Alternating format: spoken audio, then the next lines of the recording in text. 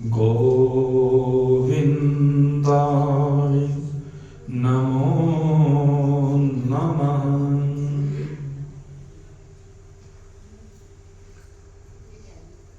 उपस्थित परम सौभाग्यशाली भगवत रस रसिक परमात्मा पथगामी प्रिय जिज्ञासु वृंद, आज प्रातःकालीन सत्र में आपके सन्मुख चर्चा की थी कि किस प्रकार से अपनी इस जीवन की यात्रा का मंथन किया जाए, इन दैविक और आसुरी वृत्तियों को मिला जुला करके ही मंथन करना है। अगर आप अमृत पाना चाहते हैं, और अमृत क्यों पाना चाहते हैं? क्योंकि मरना कोई चाहता नहीं। और अगर यदि हम संसार को देखें तो संसार में तो सब मर रहे हैं। इस माया के खेल में सब मर रहे हैं, रोज मर रहे हैं। मरने की विधियां भिन्न भिन्न हो सकती हैं, लेकिन मर सब रहे हैं। और कब से मर रहे हैं? कहते जन्म जन्मांतर कल्प कल्पांतर से मरते जा रहे हैं। चाहे वह मनुष्य हों, देव हों, दानव हों, पशु हों, पक्षी हों, जलचर, नभचर, थलचर, आ ब्रह्म भुवन लोका पुनरावर्तिनो अर्जुन।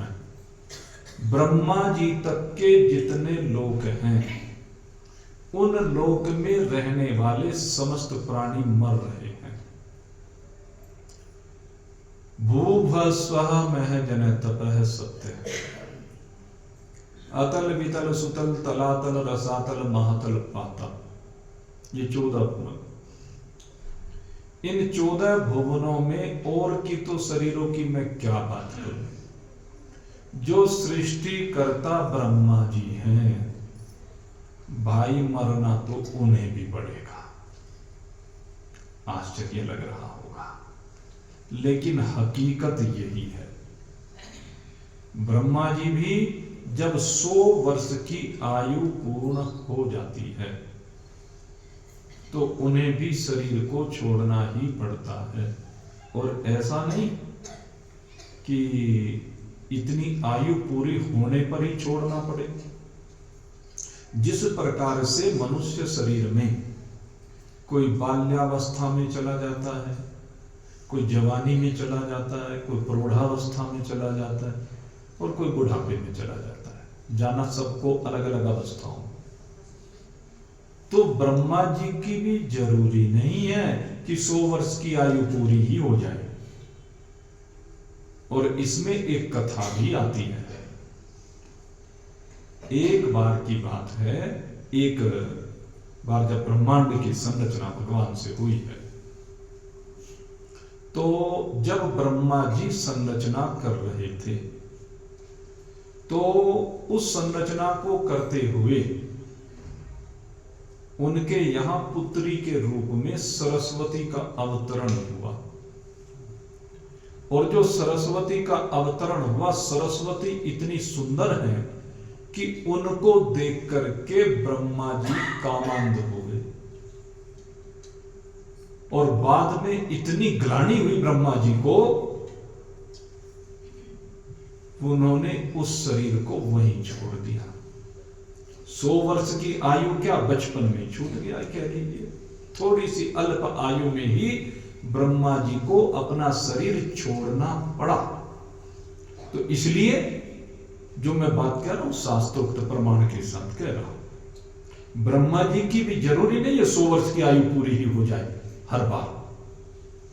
न जाने कितने ब्रह्मा उत्पन्न हो चुके हैं, अनंत कोटि ब्रह्मांड है। जब निर्गुण निराकार शुद्ध चैतन्य ब्रह्म इस सृष्टि की संरचना करते हैं तो वह निर्गुण निराकार ब्रह्म, जिसको हम शिव भी कहते हैं, वो शिव जब इस सृष्टि की संरचना करता है, वो ब्रह्म जब इस सृष्टि की रचना करता है, वो परमात्मा जब इस सृष्टि की रचना करता है, तो वो अपनी शक्ति का सहारा लेता है। और ये शक्ति कौन सी होती है? प्रकृति। इस प्रकृति का दूसरा नाम है भगवती। ये त्रिगुणात्मक होते ही 3 भागों में बट जाती है। और दूसरे शब्दों में कहूं तो और विस्तार करें तो ये भगवती 5 भागों में बट जाती है, और विस्तार करूं तो अनंत भागों में बट जाती है। और यही जग जननी होती है, सृष्टि का कारण बनती है। विशेष रूप से 5 प्रकार की शक्ति इस प्रकृति की मानी गई है। कौन कौन सी शक्ति मानी गई है? कहते हैं एक शक्ति तो मानी गई है क्रिया शक्ति। ये जो क्रिया शक्ति है, ये शक्ति सबके शरीरों में मां गौरी की शक्ति है। ये भगवती मां गौरी के रूप में क्रिया की हेतु बनती है। दूसरी शक्ति है लक्ष्मी रूपा, इसको कहते हैं द्रव्यमय शक्ति। ये भगवती लक्ष्मी के रूप में समस्त द्रव्यों का कारण बनती है, इसीलिए इसको धन की देवी कहा जाता है। एक शक्ति होती है ज्ञान शक्ति। भगवती का जो सरस्वती स्वरूप है वह ज्ञान शक्ति कहलाता है। चौथी जो शक्ति होती है वो गायत्री सावित्री रूप में होती है। और ये शक्ति कौन सी होती है? ये तेजोमयी शक्ति होती है। समस्त तेजस्वी पदार्थों की उत्पत्ति इसी से होती है। और 5वीं शक्ति होती है भगवती की, जिसे कहते हैं प्राण शक्ति। और ये प्राण शक्ति सबके अंदर प्राणों का प्रवहन करती है, और इसको राधिके रानी कहा जाता है। तो इस प्रकार से मां भगवती निर्गुण निराकार से 5 रूपों में सगुण साकार रूप में विशेष रूप से यहां पर भासती है। और अनंत रूपों में जितनी भी शक्ति सृष्टि की संरचना करने वाली है वो सब मां भगवती का स्वरूप है। ये जितनी मां बहनें बैठी हुई होती है ना, ये सब भगवती का ही स्वरूप है। और इनको हम भगवती स्वरूप में कब पूजते हैं? 2 वर्ष की कन्या से लेकर के 9 वर्ष की अवस्था तक ये कन्या रूप में, भगवती के रूप में, नव दुर्गा के रूप में पूजी जाती है। ये साकार रूप है। उसके बाद ये मातृत्व शक्ति के रूप में आगे गृह लक्ष्मी आदि के रूप में पूजी जाती है। तो ये भगवती है। और दूसरे, जब ये भगवान सदाशिव या ब्रह्म इस शक्ति के साथ संयुक्त होते हैं तो ये सगुण साकार रूप में प्रकट होते हैं। सबसे पहले यही भगवान का प्रकटन होता है। और भगवान कौन है? कहते हैं भगवान श्री हरि नारायण का प्रकटन। वो निर्गुण निराकार ब्रह्म सगुण साकार रूप में, ब्रह्म के रूप में, जो ब्रह्म निर्गुण कहा जाता था सगुण बन जाता है। निर्गुण ब्रह्म ही सगुण बन करके भगवान विष्णु के रूप में यहां पर हमें दिखाई देते हैं। और यही साकार सृष्टि के, सगुण सृष्टि के जनक होते हैं। लेकिन ये जनक जननी को साथ लेकर के ही सृष्टि की संरचना करते हैं। ये जननी उनकी शक्ति होती है। और इन्हीं के नाभि कमल से अनंत कोटि ब्रह्माओं का उद्गम होता है। एक ब्रह्मा मत सोच लीजिए, हमारे ब्रह्मांड के मालिक एक ब्रह्मा है, लेकिन अनंत कोटि ब्रह्मांड, जैसे एक ही मां से अनेक पुत्र होते हैं, उन सब की अपनी अपनी संसार की गतिविधियां, अपना अपना संसार है। जैसे इसको दूसरे रूप में ये भी समझ सकती हैं कि जैसे आप लोग रोज स्वप्न में जाते हैं, तो स्वप्न में रोज नए नए संसारों का निर्माण करते हैं। कितने संसारों का आपने निर्माण कर दिया, चिंतन करके देखिए। आप रोज सूरज को बनाते हैं, रोज चंद्रमा को बनाते हैं, रोज तारों को बनाते हैं, रोज पहाड़ों को बनाते हैं, रोज नदी नालियों को बनाते हैं, रोज मनुष्यों को बनाते हैं, देवताओं को बनाते हैं। आप सबके जनक हैं। स्वप्न में जो भी कुछ बनता है उसको बनाने वाले आप ही हैं। भाई थोड़ी सी आवाज में से विशील सी हटा दीजिए। तो कौन जनक है? जो भी स्वप्न का रचयिता है वही जनक है, और इसलिए आप ब्रह्मा भी कहलाते हैं। और आप ही इस स्वप्न के संसार का पालन करने वाले हैं, आपसे अलग कोई दूसरा पालन करने वाला नहीं है। तो आप विष्णु भी हैं। और तीसरे, आप में यह स्वप्न सारा लय हो जाता है, सब आप ही खा पी जाते हैं। सारे ब्रह्मांड को जिसको आपने रोज स्वप्न में बनाया, किसने खाया पिया? कोई दूसरा है क्या खाने पीने के लिए? आप ही खा पी गए, इसलिए आप शंकर भी कहलाते हैं।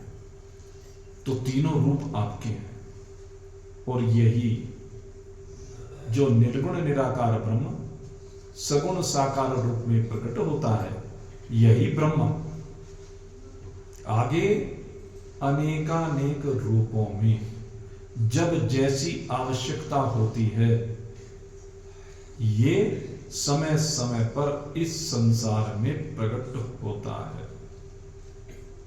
भाई जरा सी कुछ आवाज आ रही है, देखो, या कहीं और से आ रही है क्या? चलिए, बोलिए सच्चिदानंद भगवान की। तो यही भगवान नारायण, क्योंकि नारायण ही निकलता है, नाम तो भगवान विष्णु है, मैं आपको बताऊं। लेकिन यहां नारायण की भूमि में बैठे तो विष्णु भगवान, मैंने आपसे बताया था, नारायण नाम से ही सबसे ज्यादा प्रचलित है। तो इन्हीं भगवान नारायण को समय समय पर भक्तों की भावना के अनुसार, भक्तों की रक्षा के लिए, समाज के नियम कानून कायदों को बनाने के लिए समय समय पर अवतरित होते हुए देखा गया है। और समय समय पर क्यों अवतरित होते हैं, इसके बहुत से कारण बताए गए हैं। वैसे तो गीता जी में भी कारण बताया गया, रामचरितमानस में भी कारण बताया गया, और जितने भी ग्रंथ हैं सब में कारण बताए गए हैं। मुख्य बात है भगवान का प्रकटन। कारण चाहे कुछ भी बने, अब जैसे आपने प्रातः काल सुना, अब नरसिंह भगवान के लिए कारण क्या बना? प्रहलाद कारण बन गया। और वामन भगवान का जो अवतरण हुआ, क्या कारण बना? बलि महाराज कारण बन गए। इसी प्रकार से अनेक कारण बने, और उन कारणों के कारण भगवान यहां पर समय समय पर अवतरित हुए। अजन्मा भगवान, जिसका कभी जन्म नहीं होता, यहां पर जन्म सा लेता हुआ दिखने लगा। लेकिन आपको एक चीज बता दो, भगवान का कभी भी जन्म नहीं होता है, भगवान का सदैव प्रकटन होता है। भगवान प्रकट होते हैं। आप कहेंगे जन्म में और प्रकट होने में क्या अंतर है? कहते हैं जो जन्म होता है वो पंचभूतात्मक शरीरों का होता है। जितने भी शरीर संसार में हैं वो पंचभूतात्मक हैं, और 4 प्रकार से शरीरों की उत्पत्ति यहां पर देखी गई है। एक तो प्राणी होते हैं अंडज, जो अंडे से उत्पन्न होने वाले होते हैं वो अंडज कहलाते हैं। जैसे पक्षी हैं, बहुत प्रकार के, अनेक प्रकार के जीव हैं। एक होते हैं जरायुज।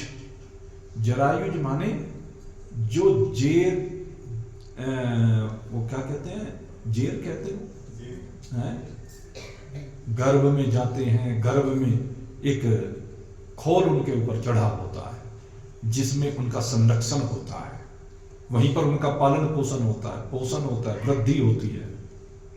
उसमें मनुष्य शरीर भी है और पशुओं के शरीर भी है, ये जरायुज बोले जाते हैं। और तीसरा प्रकटन का तरीका है उद्भिज। उद्भिज का मतलब है कि जो धरती फाड़ करके पैदा होते हैं, जैसे वृक्ष आदि। और एक चौथे प्रकार के प्राणी और होते हैं जिनको कहते हैं स्वेदज। ये जो स्वेदज प्राणी होते हैं ये पसीने से पैदा होते हैं। और आप देखते हैं कौन से हैं ये स्वेदज प्राणी सामान्यतः, जैसे पहले आपने देखा होगा सब लोगों के सर में जूं हो जाया करती थी, क्योंकि पहले ध्यान नहीं रखते थे इतना, तो इसलिए सर में जूं हो जाया करती। तो क्या है, अब जूं कहां से आई सर में, वो वहीं से उत्पन्न हुई, स्वेदज। और आप देखते होंगे जहां पर गांव वगैरह में कुर्डी के ढेर लगे होते हैं, वहां पर बहुत से उसमें कीड़े उत्पन्न हो जाते हैं, ये स्वेदज कहलाते हैं। जैसी बरसात आती है, सर्दी के बाद थोड़ी सी गर्माहट आती है, तो उसमें कितने मच्छर पैदा हो जाते हैं। अनेक प्राणी हैं जो स्वेदज हैं। और आपने एक और सुना होगा स्वेदज, हनुमान जी बाल ब्रह्मचारी हैं, लेकिन उनके पसीने से एक पुत्र उत्पन्न हो गया जिसका नाम क्या है, मकर ध्वज। कहते हैं कि उनके पसीने को जब लंका का दहन करके वापस आ रहे थे, उनका पसीना समुद्र में पड़ा और एक मकर ने उस पसीने का सेवन कर लिया, और उस पसीने से ही, उस मकर से एक पुत्र की उत्पत्ति हुई, और वो मकर ध्वज कहलाया। और उसका पता कब चला, जब अहिरावण भगवान श्री राम को, लक्ष्मण को चुरा करके ले गया बलि देने के लिए, तब पाताल लोक में हनुमान जी गए और वहां दरवाजे पर मकर ध्वज के साथ ही युद्ध हुआ। उस युद्ध को देख करके हनुमान जी ने कहा, अरे तू किसका पुत्र है, इतना बलवान? कहने लगे, मैं पवन पुत्र हनुमान का पुत्र हूं। कहने तू उसको जानता भी है? कहने के हाँ, बड़े शक्तिशाली है। कहने तूने उसे कभी देखा है? कहने देखा नहीं। कहने लगे तो आज देख ले। कहने क्या मतलब? कहने मैं ही पवन पुत्र हूं। उसने प्रणाम किया और उसके बाद अहिरावण का वध करके हनुमंत लाल भगवान श्री राम और लक्ष्मण को वहां से लेकर के आए। ऐसा प्रसंग आता है। तो पसीने से, मनुष्य के पसीने से भी जीव पैदा हो जाते हैं। बहुत से लोग कहते हैं ये तो अतिशयोक्ति है। नहीं भाई, अतिशयोक्ति नहीं है। जब मैंने जूं का आपको उदाहरण दिया, तो जूं का जो उदाहरण है, क्या वो अतिशयोक्ति है? वो तो नित्य होता है। ये इस तरह की स्थिति है। तो स्वेदज एक प्राणी होता है। तो चार प्रकार से यहां पर जीवों की सृष्टि होती है। और ये जो जीवों की सृष्टि है, ये पंचभूतों से होती है और 3 गुणों से होती है। अब 4 प्रकार की सृष्टि कौन सी हुई, एक बार पुनः समझ लीजिए। एक सृष्टि जरायुज सृष्टि है, एक उद्भिज सृष्टि है, एक स्वेदज सृष्टि है और एक अंडज सृष्टि है। तो जितने भी प्राणी हैं इन 14 भुवनों में, उन सब की संरचना इन्हीं से होती है, पंचभूतों के माध्यम से होती है, 3 गुणों के माध्यम से होती है। लेकिन जो ईश्वर हैं उनका प्रकटन पंचभूतात्मक नहीं है। ईश्वर के जितने भी शरीर यहां पर दिखाई दिए हैं वो शरीर पंचभूतात्मक नहीं है, वो पांच भूतों से बने हुए नहीं हैं, क्योंकि भगवान चिन्मय है। और चिन्मय स्वरूप को हम कैसे व्यक्त कर सकते हैं? अजी चिन्मय है तो दिखता कैसे है? तो इसका एक उदाहरण मैं देता हूं आपको। जैसे आप लोग सिनेमा में जाते हैं और सिनेमा के पर्दे पर आपने देखा होगा हीरो, हीरोइन, विलेन, पता नहीं कितने पात्रों को देखते हैं, होते तो नहीं लेकिन दिखते हैं। तो वहां पर जितने शरीरों की संरचना की गई है वो किससे की गई है? रंग और प्रकाश से की गई है। इसी प्रकार से जैसे उनमें कहीं मिट्टी दिखाई देती है क्या? शरीर दिख रहे हैं लेकिन मिट्टी नहीं होती उनके अंदर। ये आज की साइंस की देन है। लेकिन ठीक इसी प्रकार से भगवान का जो शरीर होता है वो चिन्मय होता है, उसमें भूत नहीं होते, न आकाश, न अग्नि, न वायु, न जल, न पृथ्वी। उनके शरीर चिन्मय होते हैं। अब एक और उदाहरण आपको देता हूं। चिन्मयता को आप किस रूप में परिभाषित कर सकते? जो आप प्रतिदिन ये स्वप्न का संसार रचते हैं, स्वप्न के संसार में जितने भी प्राणी बनते हैं, आपने जो पैदा किए, और स्वप्न की एक विशेषता है, अपने बाप के भी बाप आप ही हैं, अपनी मां के बाप भी आप ही हैं। स्वप्न की विशेषता यह है, जो स्वप्न की मां पैदा हुई है, स्वप्न के बाप पैदा हुए हैं, दादा पैदा हुए हैं, यहां तक कि भगवान भी अगर स्वप्न में पैदा हुए तो उसके जनक भी आप ही हैं। स्वप्न की विशेषता होती है। लेकिन स्वप्न के जितने भी ये पात्र हैं उनके शरीर भी पंचभूतात्मक नहीं होते हैं। वो सब क्या होते हैं? वो त्रिगुणात्मक होते हैं। वे सारे शरीर त्रिगुणात्मक होते हैं, गुणों से रचे जाते हैं, स्वभाव से रचे जाते हैं, संस्कार से रचे जाते हैं, प्रकृति से रचे जाते हैं। इसलिए वह सब शरीर त्रिगुणात्मक कहलाते हैं। लेकिन ईश्वर का जो शरीर है, जब भी भगवान यहां पर प्रकट होते हैं तो ईश्वर चिन्मय स्वरूप होता है, क्योंकि कोई भी भूत ईश्वर के स्वरूप की संरचना नहीं कर सकता, कोई भी गुण ईश्वर के स्वरूप की संरचना नहीं कर सकता। ईश्वर तो निर्गुण से स्वयं ही निराकार होते हैं। निर्गुण निराकार ब्रह्म ही सगुण साकार रूप में अभिव्यक्त होता है, और वही सगुण साकार परमात्मा समय समय पर यहां पर अवतरित होता है। भगवान श्री हरिनारायण 24 रूपों में अवतरित होते हैं। उन 24 रूपों में से 23 रूपों में तो अवतरित हो चुके हैं, और एक रूप में अवतरित होंगे कलयुग के अंतिम चरण में। मुरादाबाद के संभल गांव के विष्णु यश ब्राह्मण के यहां भगवान कल्कि का अवतरण होगा। बाकी 23 भगवान के अवतार हो चुके हैं, जिनमें से 22 का भागवत में वर्णन है और 2 का भागवत के भविष्य के अंतर्गत, जहां भविष्य का वर्णन किया गया उसमें वर्णन है। जिनमें से लगभग 5000 साल व्यतीत होने के बाद हम देखते हैं अब आज के परिप्रेक्ष्य में तो एक अवतार हमारा बीच में हो चुका है, और वो अवतार है भगवान गौतम बुद्ध का। ये गौतम बुद्ध का अवतार 23वां अवतार है। बाकी 22 अवतारों का वर्णन श्रीमद् भागवत में आता है, और श्रीमद् भागवत में जो अवतार आते हैं उनमें से बहुतों की कथा हम आपके सामने रख चुके हैं। जब नवम स्कंद की बात आती है या अष्टम स्कंद की बात आती है तो अष्टम स्कंद में भी भगवान ने कई अवतार लिए हैं। सप्तम में भी एक कच्छप अवतार भी लिया समुद्र मंथन के समय, एक मत्स्य अवतार लिया, वो उन्होंने दिखाया जब सृष्टि प्रलय की ओर जा रही थी महाराज सत्यव्रत को। उसकी भी एक लंबी कथा आती है। एक हैग्रीव अवतार हुआ जिस समय ब्रह्मा जी की रात्रि हो रही थी, तो हैग्रीव नाम का असुर उनसे वेद चुरा कर ले गया। भगवान ने हैग्रीव रूप धारण करके ही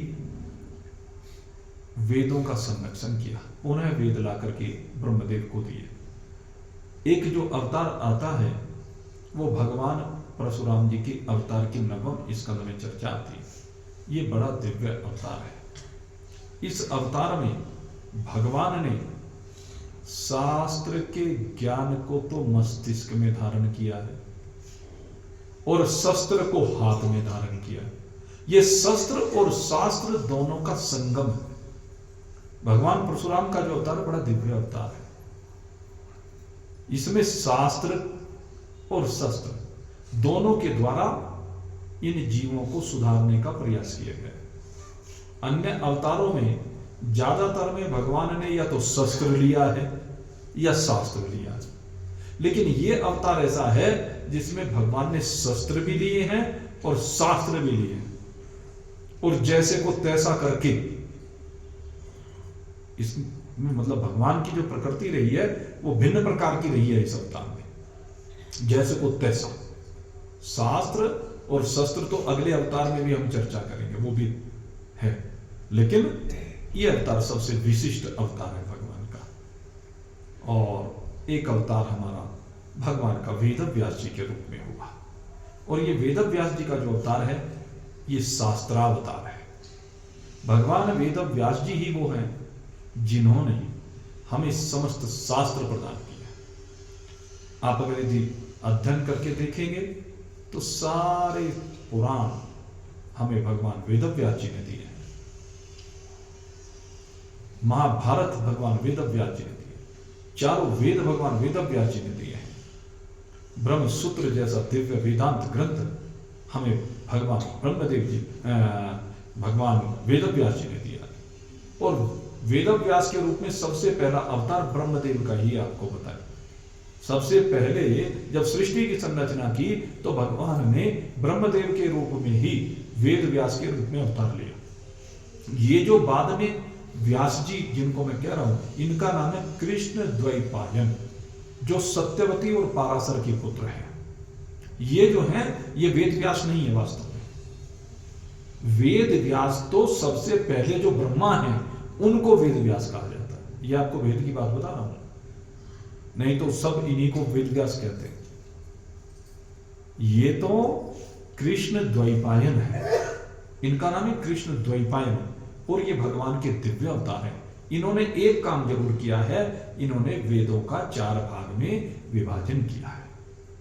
पहले वेद एक हुआ करता था, लेकिन इन्होंने उसको 4 भागों में विभाजित करके उनका ज्ञान 4 जगह बांट करके अपने 4 शिष्यों को प्रदान किया। ऋग्वेद इन्होंने सामवेद, यजुर्वेद, अथर्ववेद। जैमिनी को अपना शिष्य बनाया, पैल को अपना शिष्य बनाया, वैशंपायन जी को अपना शिष्य बनाया, और दरुणनंदन सुमंत को शिष्य बनाया। इन चारों को एक एक वेद का ऋषि बनाया, एक एक वेद का ज्ञाता बनाया। जैमिनी ऋषि ऋग्वेद के ज्ञाता है, पैल ऋषि सामवेद के ज्ञाता है, वैशंपायन यजुर्वेद के ज्ञाता है, दरुणनंदन सुमंतो अथर्ववेद के ज्ञाता है। तो इस प्रकार से ये चारों वेदों के 4 ऋषि इन्होंने बनाए, इनके शिष्य। और इन्होंने ही सूत जी जैसे अपने शिष्य को 18 पुराणों का ज्ञान प्रदान किया। और ये जनमेजय को, परीक्षित का जो पुत्र हुआ जनमेजय, ये परीक्षित जी की तो कथा आप सुन ही रहे हैं कि इन्होंने श्रीमद् भागवत कथा का श्रवण किया श्री सुखदेव जी से। लेकिन इनके जो पुत्र जनमेजय, जब परीक्षित मृत्यु को प्राप्त हो गए तक्षक के काटने से, तो उन्होंने सर्प यज्ञ किया। फिर खैर वो सर्प यज्ञ भी आगे आकर के आस्तिक के द्वारा बंद करा दिया गया, समझा बुझा करके। तो फिर जन्मेजय अशांत रहे, बहुत परेशान रहे, और आखिर जब परेशान रहे तो ये महाभारत का जो ज्ञान है वो स्वयं भगवान वेद व्यास जी ने जन्मेजय को प्रदान किया। तो वेद व्यास जी ने महाभारत भी हमें प्रदान किया। और अगर यदि हम देखें तो शास्त्र में अगर वेद व्यास जी को हम अपने एक तरफ कर दें तो आपको कुछ भी दिखाई नहीं देगा, केवल एक रामायण दिखाई देगी। रामायण के अलावा कुछ दिखेगा ही नहीं इनसे अलग, क्योंकि जो 6 शास्त्र हैं वो भी आगे इनके शिष्यों के द्वारा ही रचे गए। एक स्वयं इनके द्वारा रचा गया, 5 बाकी इनके शिष्यों के द्वारा रचा गया भगवान के अवतार, जैसे कपिल भगवान हुए, उन्होंने रचा एक सांख्य शास्त्र। बाकी गौतम आदि, जैमिनी, गौतम, पतंजलि, अन्य शास्त्रों की रचना इन्होंने की। तो इस प्रकार से ये एक कहावत है हमारे यहाँ कि जो भी कुछ है हमारे पास वो सब भगवान वेद व्यास की झूठन है। जितने भी संत हैं, महात्मा हैं, महान पुरुष हैं, कहते हैं वो जो भी कुछ कह रहे हैं, लिख रहे हैं, वो सब का सब हमें भगवान वेद व्यास जी ने दिया है। उनके अतिरिक्त कहीं से कुछ नहीं मिला। आज अपने अपने नाम से भले ही लिख दे, अपनी स्टैंप लगाई, असेंबलिंग की, इधर उधर से पार्ट्स लिए और अपने मोहर लगा करके बेच दी। तो महान पुरुष भी यही कर रहे हैं, अपने अपने नाम से अनेक ग्रंथ बना दिए। पता नहीं कितने इस कलयुग में मत संप्रदाय खड़े हो गए, कितनी गुंडमबाजी खड़ी हो गई, लेकिन भगवान वेद व्यास से अलग कहने के लिए कुछ भी नहीं है। ये भगवान वेद व्यास जी का बड़ा दिव्य अवतार था। और नवम स्कंद में एक जो चर्चा है वो वैवस्वत मनु के वंश की विशेष रूप से चर्चा है। इस वैवस्वत मनु का जो वंश है, सबसे पहले उनके 10 पुत्रों का वर्णन आता है। उन 10 पुत्रों में विशेष रूप से जो वर्णन आता है वो इक्ष्वाकु वंश का आता है, एक सरयादी के वंश का आता है, एक नीमी जो जनक जी जहां वो उनका है, तो मेरे दिमाग से नाम निकल गया, उस वंश में ये सब वैवस्वत मनु का वंश आगे बढ़ा है। और सबसे ज्यादा जो इसमें चर्चा है वो महाराज इक्ष्वाकु की चर्चा है, क्योंकि इक्ष्वाकु का वंश ऐसा दिव्य वंश है जिसमें एक से एक महान राजा हुए हैं, एक से एक धर्मात्मा राजा हुए हैं। और ये धर्मात्मा राजा अपनी प्रजा को प्राणों के समान प्रिय समझते हैं। इसी वंश में हरिश्चंद्र जैसे सत्यवादी राजा का अवतरण हुआ है। इसी वंश में वो दिव्य महान पुरुष अवतरित हुए हैं जिनको भागीरथ कहते हैं। जब महाराज सगर के पुत्रों को कपिल मुनि के शाप से भस्म होने पर कहा गया कि गंगा अगर धरती पे आ जाए तो तुम्हारे पुत्र का उद्धार हो सकता है, तो बड़ा प्रयास किया उनके पुत्र अंशुमान ने, नहीं ला पाए। उनके एक अंशुमान के पुत्र हुए महाराज दलीप, और महाराज दलीप इतने प्रतापी हैं कि इन्होंने भी 100 अश्वमेध यज्ञ करने का संकल्प लिया और गंगा को धरती पर लाने का बहुत प्रयास किया। 99 अश्वमेध यज्ञ इनके भी पूरे हुए। 100वां अश्वमेध यज्ञ जब चल रहा था तो इस अश्वमेध यज्ञ में अश्व छोड़ा जाता है, और जब अश्व छोड़ा जाता है तो देखा कि महाराज दलीप इतने प्रतापी हैं, ये भी पूरा हो जाएगा। इंद्र ने जब ये देखा तो उस यज्ञ के घोड़े को इंद्र चुरा कर ले गए। और जब महाराज दलीप को यह मालूम हुआ कि यज्ञ का अश्व इंद्र चुरा कर ले गया, तो उन्होंने जो धर्मात्मा महान पुरुष यज्ञ को करा रहे थे उनसे कहा कि प्रभु यज्ञ को यहीं पर विश्राम दे दिया जाए। महाराज क्या बात कर रहे हो, आप तो इतने प्रतापी हो, तुरंत स्वर्गलोक पर चढ़ाई कर दो और इंद्र से अश्व लेकर के आओ। कहने लगे नहीं, मुझे अब इंद्र नहीं बनना है। कहने लगे क्यों नहीं बनना है, आपने 99 अश्वमेध यज्ञ पूरा कर लिए, अब 100वें यज्ञ की बारी है और यह भी आपका निश्चित रूप से पूर्ण होगा, अब क्यों आप इंद्र नहीं बनना चाहते। कहने लगे अरे ऐसा इंद्र बन करके मैं क्या करूंगा कि इंद्र बनने के बाद भी चोरी की आदत जाके नहीं थी, मुझे चोर नहीं बनना है, मुझे इंद्र नहीं बनना है। ऐसे प्रतापी धर्मात्मा, ये ऐसा कुल है जहां पर ये महाराज दिलीप हुए, लेकिन गंगा जी को ये भी धरा पर नहीं ला पाए। इनके बाद इनके पुत्र हुए परम प्रतापी भागीरथ जी, बड़े भगवान के भक्त हुए और ये गंगा जी को इस धरा पर लेकर के आए। और इसी वंश में आगे जाकर के परम प्रतापी रघु महाराज हुए। इनसे पहले खटवांग जी हुए। खटवांग भी बड़े धर्मात्मा, बड़े भक्त हैं, 2 घड़ी में परमात्मा को प्राप्त कर लिया। ऐसे दिव्य महान पुरुष खटवांग जी हैं। महाराज रघु हुए, और ये जो महाराज रघु हुए ये परम प्रतापी हुए भाई। और आप देखिए जो इक्ष्वाकु कुल है, इनके नाम से कुल का भी नाम बदल गया, इतने प्रतापी हैं। आगे से क्या नाम पड़ा? रघुकुल। और इन्हीं के नाम से एक आप गुनगुनाते हैं, रघुकुल रीत सदा चली आई, प्राण जाय पर बचन न जाय। ये रीति कहां से पड़ी? महाराज रघु से। कहते हैं चाहे प्राण भी चला जाए लेकिन वचन नहीं जाना चाहिए। मेरे मित्रों, वचन का ही महत्व होता है। भगवान के दरबार में इस वचन के आधार पर ही आपकी हाजिरी लगती है। और भाई लालाओं के यहां तो बात यही कही जाती है कि लालाओं की तो जबान है, लालाओं की जबान पे करोड़ों अरबों खरबों के व्यापार हो रहे हैं, जबान के सो रहे हैं सिर्फ। और उस जबान को पूरी करने के लिए जो धर्मात्मा सेठ होते हैं, चाहे कितना भी नफा नुकसान हो जाए पीछे नहीं हटते हैं, क्योंकि जबान की बात है। तो ये कहां से सीखी? ये रघुकुल से सीखी। क्यों? क्योंकि ये लालाओं का कुल भी आगे जाकर के इन्हीं के वंश में से निकला, ये जो कुल है। तो ये रघुकुल की रीत उनमें भी चली आई। महाराजा अग्रसेन जी इन्हीं के वंश में आगे जाकर के अवतरित हुए। ये आगे इसमें महाराज अज हुए।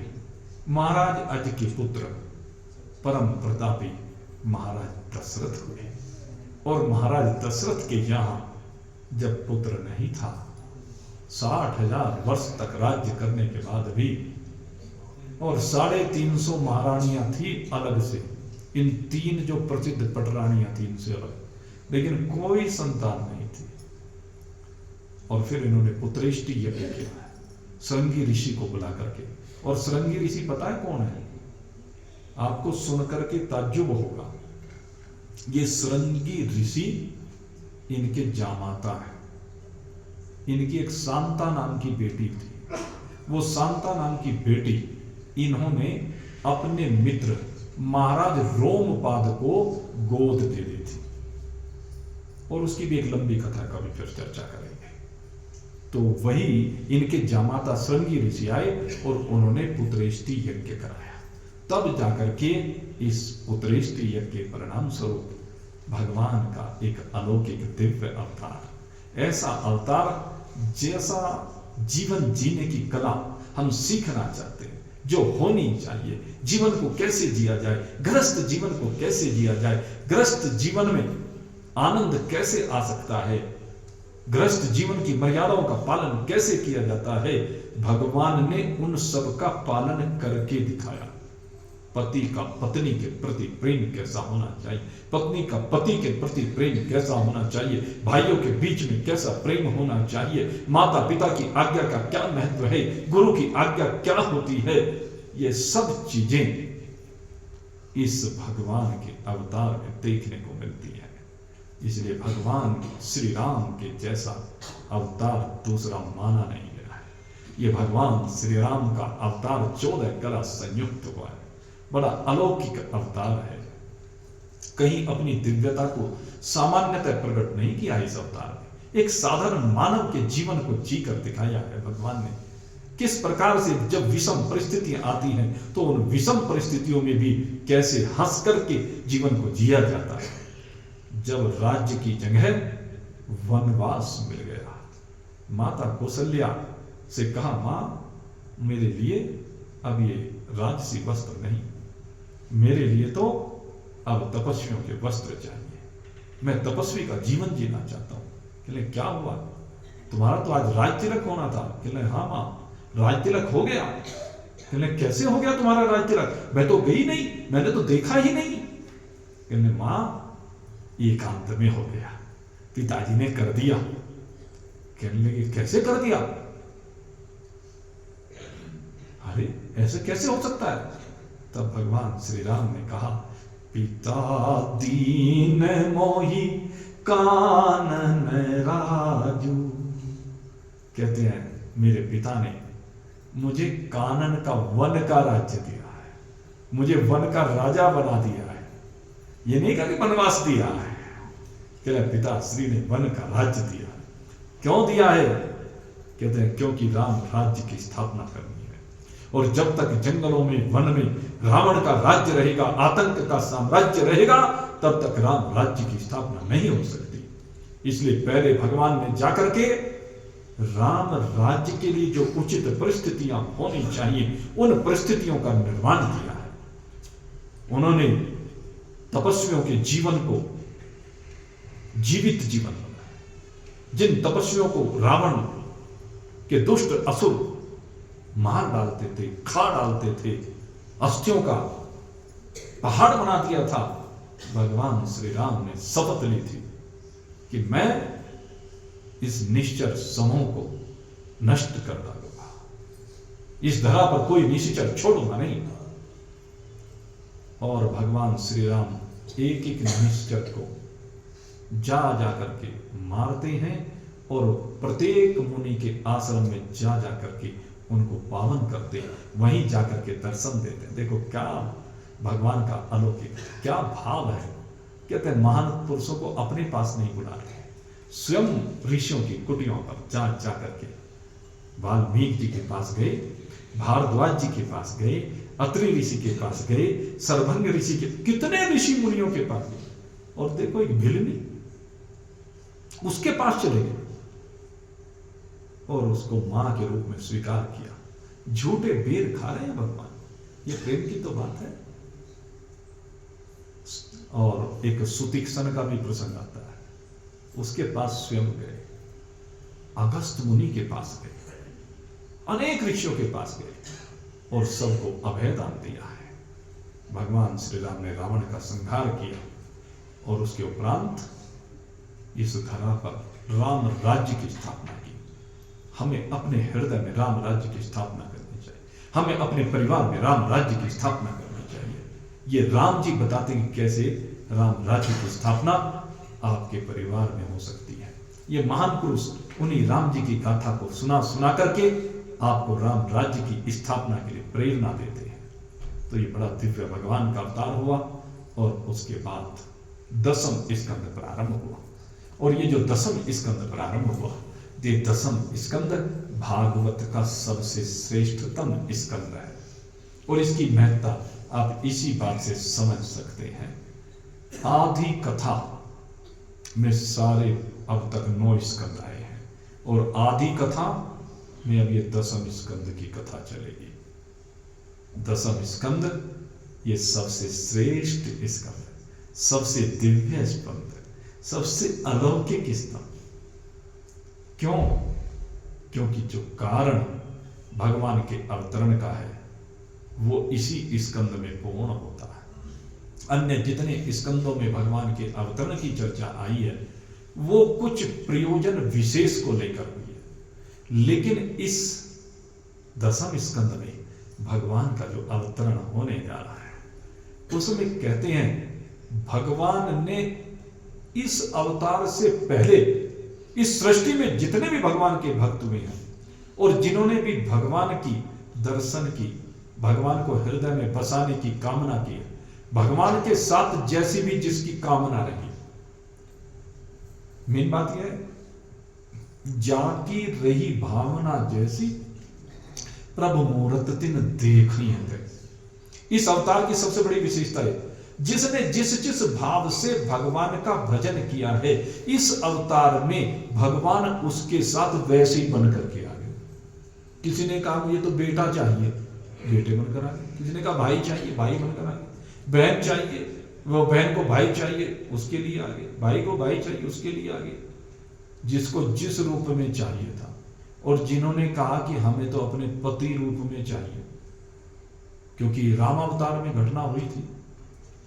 जितनी जनकपुरी की युवतियां थी वे अनेक भगवान श्री राम के स्वरूप को देख करके कहती हैं कि आप हमें स्वीकार कीजिए।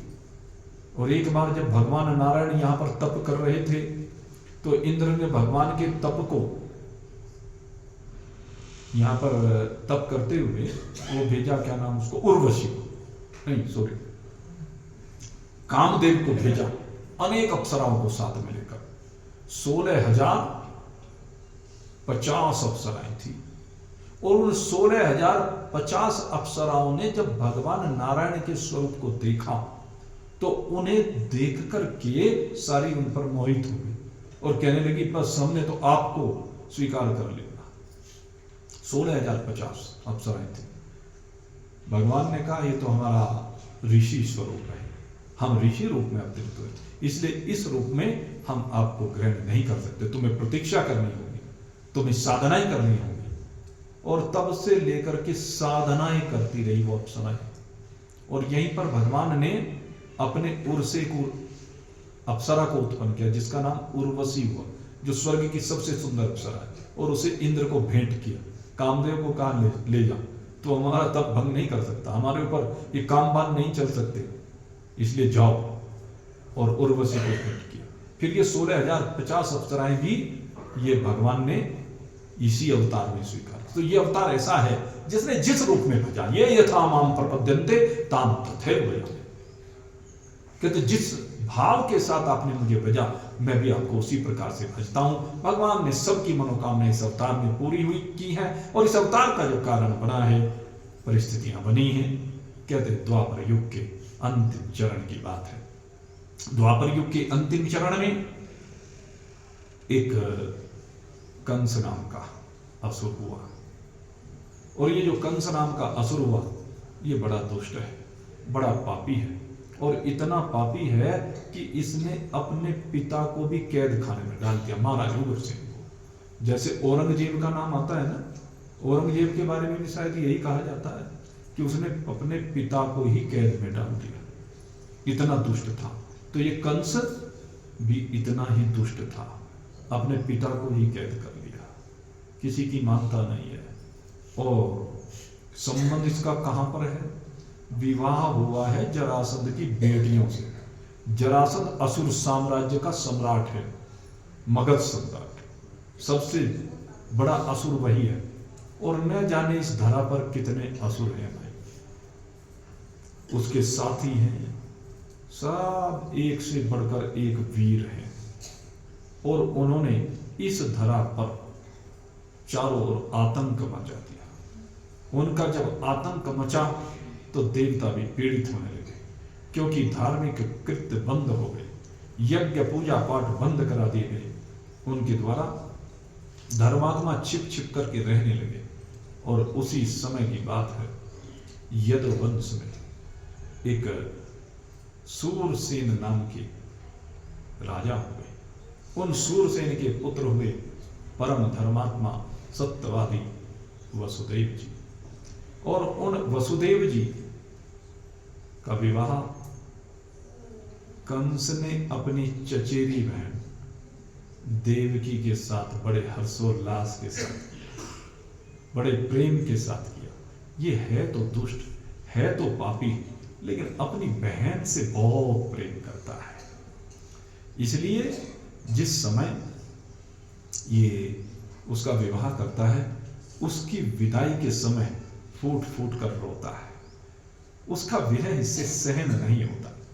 इसलिए जिस रथ पर वसुदेव और देवकी को बैठाया गया है, सारथी को पीछे हटाया और कहने लगे कि मैं रथ का सारथी बनकर के इस रथ को लेकर के चलूंगा।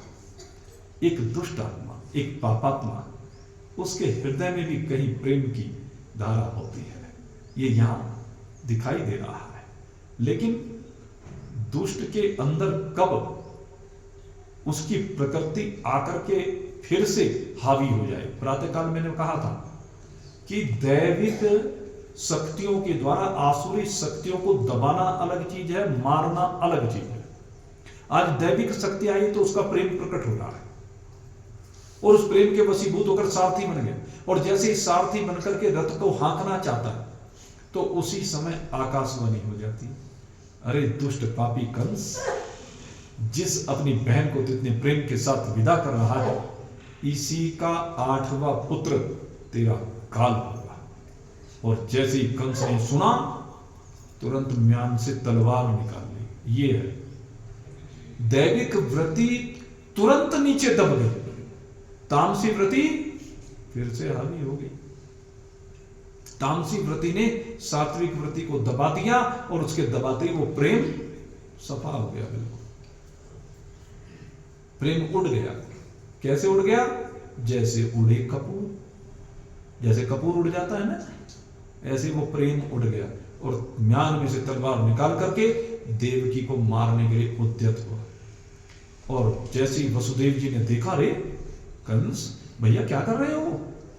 कहने लगे वसुदेव तुमने सुना नहीं, आकाशवाणी हुई कि हाँ सुना है।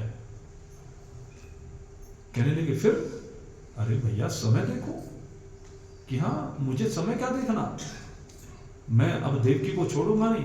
जब देवकी नहीं होगी तो इसके पुत्र कहां से होगा, मुझे फिर भय किससे होगा? कहने लगा इसको छोड़ूंगा नहीं। कहने लगा इस समय को देख भैया, देख इसका तूने अभी अभी विवाह किया है, इसके हाथ में तूने स्वयं मेहंदी लगाई है, हल्दी लगाई है, हाथ पीले किए हैं तूने इसके, कितने प्रेम के साथ तू विदा कर रहा है। और फिर हमारे शास्त्र कहते हैं कभी भी किसी कन्या के ऊपर हाथ नहीं उठाना चाहिए। तूने कन्या का दान किया अपने आप से, अब तू कन्या दान करने के बाद अपनी कन्या को मारना चाहता है? अरे जो अपनी कन्या को मारते हैं वो घोर नरकों को जाते हैं, तुम्हें मालूम नहीं है? ये शास्त्र का सिद्धांत है। जो भी व्यक्ति किसी महिला के ऊपर हाथ उठाता है, किसी कन्या के ऊपर हाथ उठाता है, कसाई बनता है अगले जन्म में। ये नियम है शास्त्र का। जो महिला के ऊपर हाथ उठाता है, जो किसी कन्या के ऊपर हाथ उठाता है, शास्त्र कहते हैं कि उसको कसाई बनना पड़ता है। मेरे मित्रों, कंस को समझाने का बहुत प्रयास किया। वसुदेव जी बार बार समझाते हैं कि ये कन्या है, ये स्त्री है, ये तेरी बहन है, अभी अभी तूने इसका विवाह किया है, इसलिए समय को देख। कि नहीं मुझे समय में कुछ नहीं देखना है, मैंने तो आकाशवाणी सुनी है और उस आकाशवाणी को सत्य मानते हुए मैं अब इसको छोड़ूंगा नहीं। वसुदेव जी कहते हैं अच्छा कंस भैया एक बात बतलाओ, तुम्हें जो खतरा है वो देवकी से तो नहीं है कि नहीं, इसकी संतान से है कि हाँ? तो मैं आज तो ये वचन देता हूं, देवकी की जो भी संतान उत्पन्न होगी वो संतान मैं तो ये उत्पन्न होते ही दे दिया करूंगा। तो उसको मार दिया करना, इस बेचारी देवकी को क्यों मारता? समय को टालने के लिए वसुदेव जी ने प्रयास किया।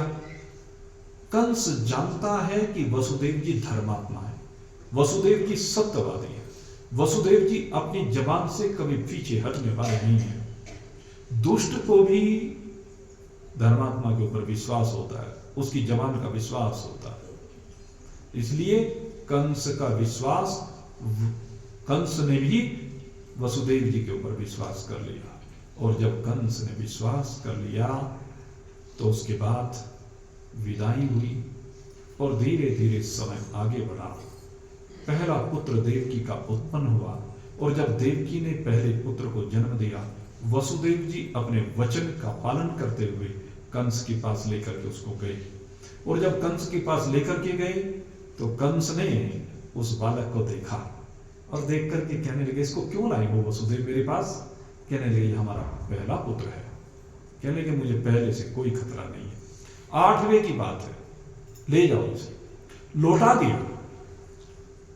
अब इधर देवताओं ने देखा, खलबली मच गई कि कंस के हृदय में प्रेम का भाव आ गया है, दया का भाव आ गया है और इसने इस बालक को छोड़ दिया है। बड़े परेशान हुए, कहने लगे जब भगवान 8वें पुत्र के रूप में आएंगे और उस समय अगर इसका भाव बदल गया और ये भगवान की शरण को प्राप्त हो गया, भगवान के चरणों में चला गया, शरणागति को प्राप्त हो गया भगवान की, तो इसका जीवन तो बच जाएगा। लेकिन हमारे जीवन में जो उथल पुथल इसने कर रखी है, हमें जो कष्ट ये दे रहा है, वो कैसे मिटेगा? इस धरा से असुरों का संहार कैसे होगा? तुरंत नारद जी का आह्वान किया और नारद जी का आह्वान करके नारद जी से प्रार्थना की कि हे प्रभु जाइए और जाकर के कंस की व्रति को बदलिए। नारद जी कंस के पास आए और कंस के पास आए, आकर कहने लगे भैया कैसे हो कंस? कहने देव ऋषि बस क्या बताऊं, बहुत परेशान हूं। क्यों? कहने आपने आकाशवाणी की बात नहीं सुनी? कि हाँ भाई वो तो मैं भी जानता हूँ, लेकिन उसमें तो अभी समय, तो अभी से क्यों परेशान हो? परेशान क्यों ना हो, 8वां पुत्र होगा, वो मेरी मृत्यु कही गई है, अब उसी की प्रतीक्षा कर रहा हूं, बस रात दिन उसी के बारे में सोचता हूं, उसके अलावा मुझे कोई ख्याल नहीं है। कहने लगे फिर? कहने लगे अभी तो केवल एक पुत्र उत्पन्न हुआ है। कहने एक उत्पन्न हुआ है, क्या किया तुमने? कहने लगे उसको मैंने छोड़ दिया। कहने छोड़ दिया? कहने तूने आकाशवाणी की बात को समझा नहीं? कहने क्या मतलब? एक अष्ट कमल दल लिए हुए थे और उसको कहा अष्ट कमल दल में, कहने लगे जरा एक पंखुड़ी को पकड़ो। कंस ने एक पंखुड़ी को पकड़ा और एक पंखुड़ी को पकड़ करके कहा गिनती प्रारंभ कर। अब गिनती की तो 1 से 8 तक। अब कहा दूसरी पंखुड़ी को पकड़, गिनती कर 1 से 8। तीसरी पकड़ाई, चौथी पकड़ाई, सारी पंखुड़ी एक एक करके पकड़ाई और वहीं से गिनती प्रारंभ कर दी। कहने लगे अब मेरे को ये बता इसमें कौन सी पहली और कौन सी 8वीं? अब सभी पंखुड़ियां पहली से 8वीं तक सब है। कहने लगे क्या कहना चाहते हो? कहने लगे आकाशवाणी ने यही तो कहा था कि 8वां पुत्र तेरा काल होगा, लेकिन ये तो नहीं कहा था कि पहले से 8वां होगा या बाद से 8वां होगा। तेरे को ये मालूम है क्या? और कंस की बुद्धि में बात बैठ गई, क्योंकि उल्टी बुद्धि तो है ही, पहले आसुरी बुद्धि है, दुष्ट बुद्धि है, और तुरंत अपने सेवकों को आदेश दिया कि उस बालक को लेकर के आओ। तुरंत देवकी और वसुदेव के पास दौड़े दौड़े सेवक गए, उस पुत्र को लेकर के आए। देवकी रोती हुई आती है, भैया छोड़ दो, इसने तेरा क्या बिगाड़ा है? लेकिन कंस उस बालक को छीनता है, पैर पकड़ता है और सर पर उठा करके एक पत्थर की शिला से पटक करके मार डाला। और इसी तरह होते होते 6 पुत्र देवकी के उत्पन्न हुए और 6 पुत्रों को इसी प्रकार से कंस मार देता है। अब 7वें पुत्र के रूप में अब देवकी के गर्भ में भगवान शेष का आगमन हुआ है। जैसे जैसे समय आगे बढ़ता जा रहा है, दिव्य शकुन होने प्रारंभ हुए हैं। ये बड़ा अद्भुत अवतार है, एक दिव्य शक्ति का संचार होना प्रारंभ हुआ है। महान पुरुषों के अंदर भी एक दिव्य शक्ति जो छिपे बैठे थे, भयभीत थे, लेकिन उन्हें भी अब लगने लगा है कि समय निकट है। भगवान ने योग माया का आह्वान किया और योग माया के आह्वान के द्वारा जो 7वां गर्भ अब देवकी के पास है, वो संतति, उस संकर्षण के द्वारा योग माया ने उसको ले जाकर के नंद बाबा के यहाँ, जो वसुदेव जी की दूसरी पत्नी है रोहिणी, उनके गर्भ में स्थापित किया। क्या विज्ञान है, कैसा विज्ञान रहा होगा उस समय। हम कहते हैं विज्ञान नहीं है, आजकल भी चल गया है ना सरोगेसी वाला सिस्टम। 5 दिन मात्र रोहिणी के गर्भ में ये शेष भगवान रहे और 5 दिन के बाद भगवान शेष का प्रकटन हुआ। और जब भगवान शेष का प्रकटन हुआ, बड़े हर्षोल्लास के साथ उनका जन्मोत्सव मनाया गया। बोलिए बलदाऊ महाराज की जय। और अब तो सब देवता प्रतीक्षा करने लगे, सब आकुल व्याकुल है, धर्मात्मा आकुल व्याकुल है, सबने प्रार्थना करने प्रारंभ की है, हे प्रभु जिस दिन की प्रतीक्षा कर रहे थे अब वो दिन निकट आ रहा है। हे गोविंद, हे नारायण, बस अब शीघ्रता कीजिए, अब हमसे सहन नहीं हो रहा है, अब ये अत्याचार कंस का सहन नहीं होता है। हे प्रभु, अब हम खुल करके आपका जप तप करना चाहते हैं, आपके निमित्त यज्ञ करना चाहते हैं, आपकी पूजा पाठ करना चाहते हैं। सब जितने धर्मात्मा ऋषि मुनि संत देश में फैले हुए थे, सबने आकर के ब्रिज की भूमि पर यमुना जी के पावन तट पर अपनी अपनी कुटियां बना ली हैं। क्यों?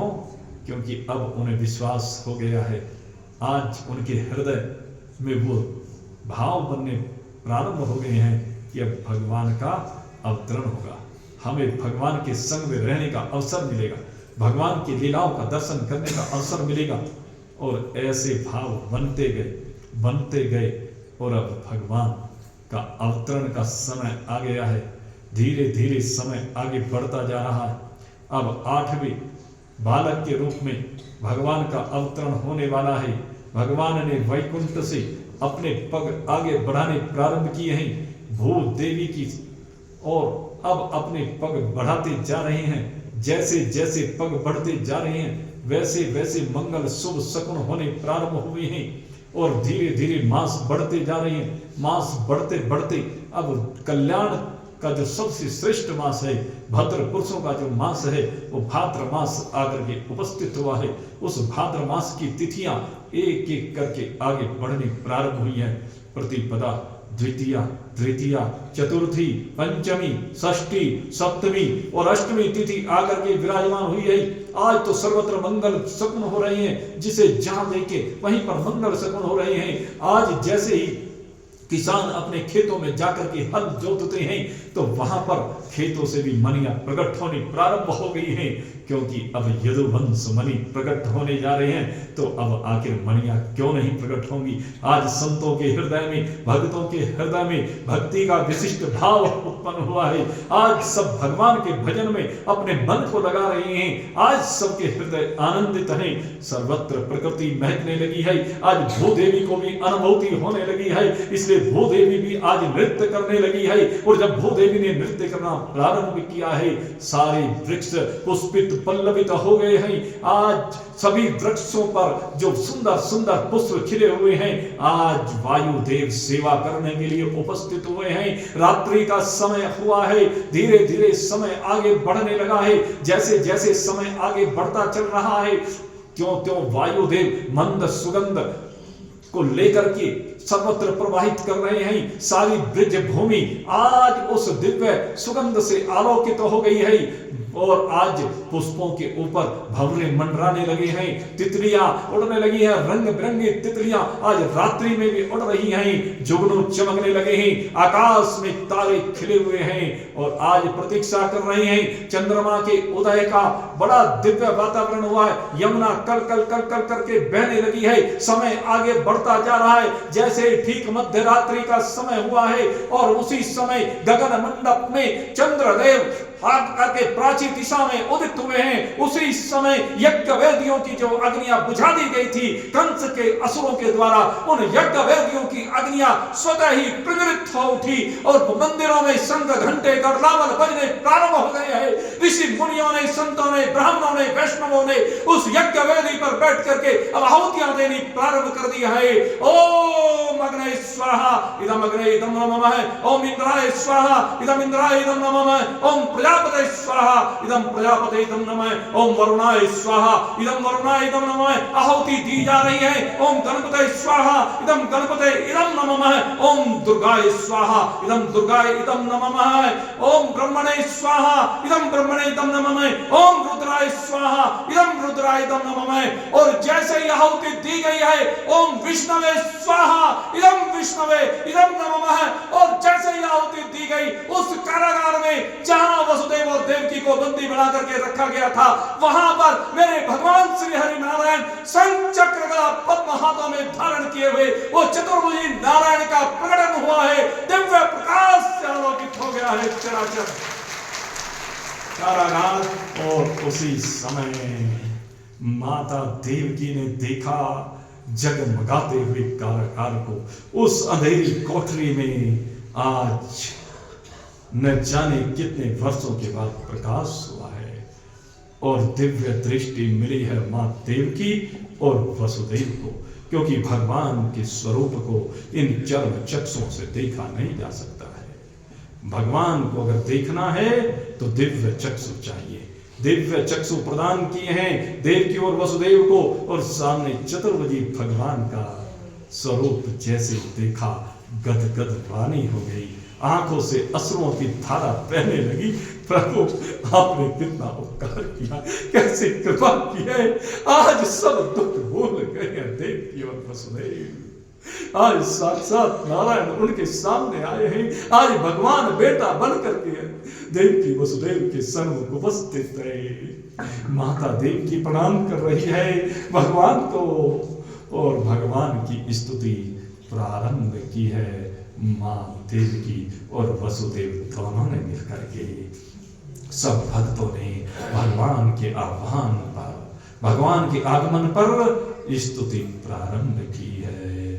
भई प्रगट गोपाला दीन दयाला यसुमति के हितकारी हर्षित महतारी रूप निहारी मोहन मदन मुरारी कंसासुर जाना अति भय माना पूतना वेगी पठाई ते हर्षित धाई मन मुस्काई गई जहाँ यदुराई ते जाए उठाए हृदय लगाए पयोधर मुख में दीना तब कृष्ण कहाई मन मुस्काई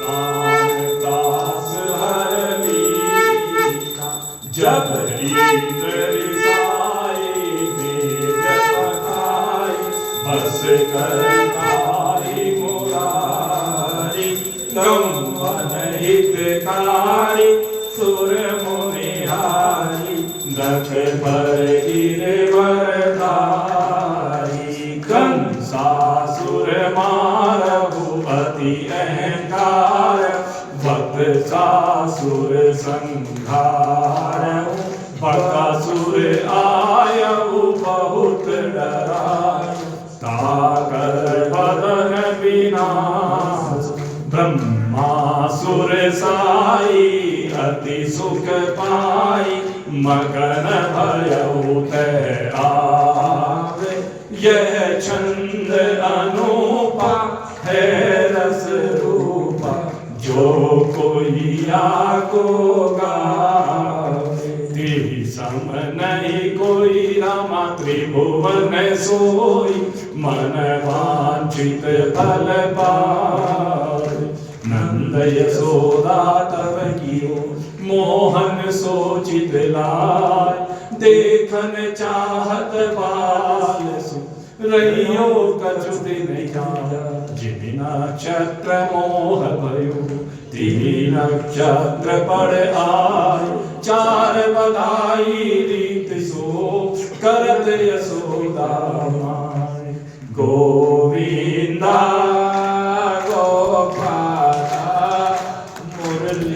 मनोहर नंद लाला हरे गोविंदा गोपाला मुरली मनोहर नंद लाला भज गोविंदा गोपाला मुरली मनोहर लाला रे मेरो मुरली मनोहर नंद लाला मेरो मुरली मनोहर नंद लाला रे भज गोविंदा गोपाला मुरली मनोहर नंद लाला रे भज गोविंदा गोपाला मुरली मनोहर नंद लाला मेरो मुरली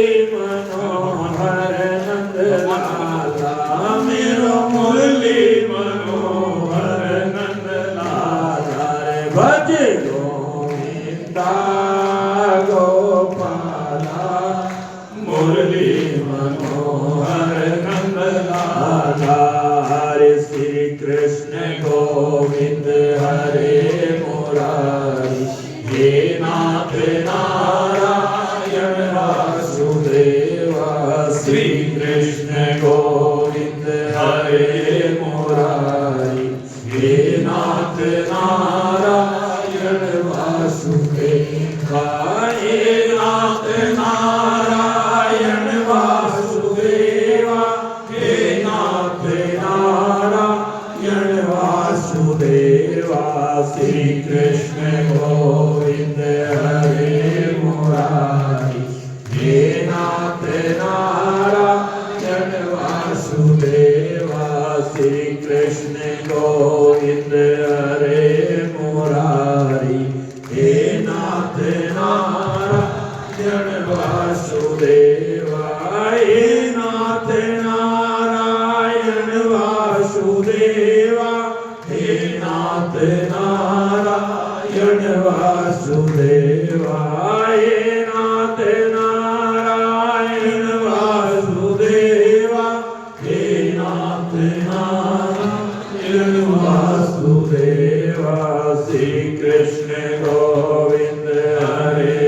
मुरारी, हे नाथ नारायण वासुदेवा, श्री कृष्ण गोविंद हरे मुरारी, हे नाथ नारायण वासुदेवा। बोले वृंदावन बिहारी लाल की। और आइए अब माँ यशोदा को बधाई देने की तरफ चलते हैं बड़े भाव के साथ। माँ यशोदा ने जायो नंदलाल, बधाई सारे भक्तों को। माँ यशोदा ने जायो नंदलाल, बधाई सारे भक्तों को, बधाई सारे भक्तों को, बधाई सारे भक्तों को, बधाई सारे भक्तों को, बधाई सारे भक्तों को।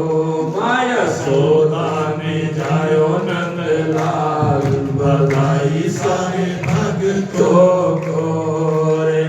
आज ये आंगन धन्य भयो है, आज ये आंगन धन्य भयो है। नंदलाला को जन्म भयो है, नंदलाला को जन्म भयो है। नाचो रे नाचो दे ताल, बधाई सारे भक्तों को।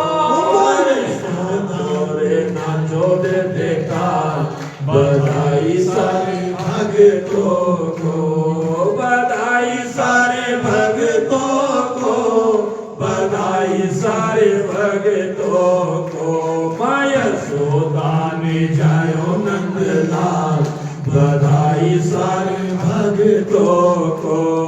रे खुश खबरी ये सबको सुनाओ, खुश खबरी ये सबको सुनाओ। रे झूमो नाचो मौज मनाओ, झूमो नाचो मौज मनाओ। रे खुश खबरी ये सबको सुनाओ, खुश खबरी ये सबको सुनाओ। रे झूमो नाचो मौज मनाओ, झूमो नाचो मौज मनाओ। मेरे कान्हा ने लियो अवतार, बधाई सारे भक्तों को। रे मेरे कान्हा ने लियो अवतार, बधाई सारे भक्तों को।